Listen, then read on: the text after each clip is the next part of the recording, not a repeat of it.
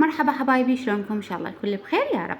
وصفة جديدة، كرات البسكوت بالشوكولاتة سهلة وسريعة وما يحتاج لها فقط 4 مكونات متوفرات بكل بيت. هنا عندنا بسكوت اي نوعية انتم تحبوها، ضفناها بكاسة وراح نبدي نطحنهم طحن كلش ناعم. تحبون بايديكم، تحبون تخليهم بكيس وتدقوهم بالشيبك، تحطون محضرة الطعام، تخلوهم بالخلاط. المهم انه ينطحن طحن ناعم كلش عبالك دا يصير طحين.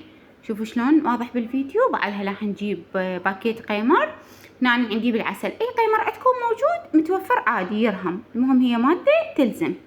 راح نضيفها على البسكت وبعدها راح نضيف خاشوقتين كبار حليب مكثف محلى. راح نبدي نخلط المكونات كلها كل زين. هنا مفادة السباتولا، نبدي نعجن بإيدينا، نعجن بإيدينا عجن كلش تمام. هنا راح تصير أصلا متماسكة، نقدر نكورها براحتنا مثل ما تشوفون شلون متماسكة.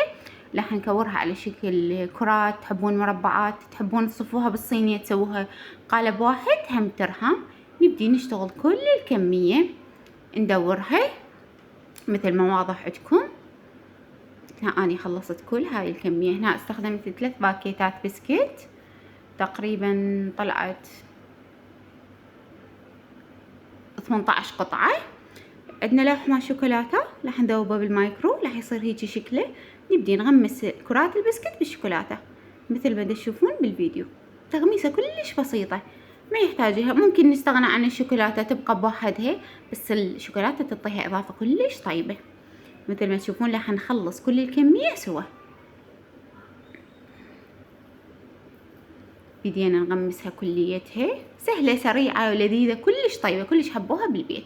هنا آخر خطوة اختيارية، انتو دا تحبون. هنا زينتها بشوكولاتة بيضة وشوكولاتة زرقاء وشوكولاتة عادية.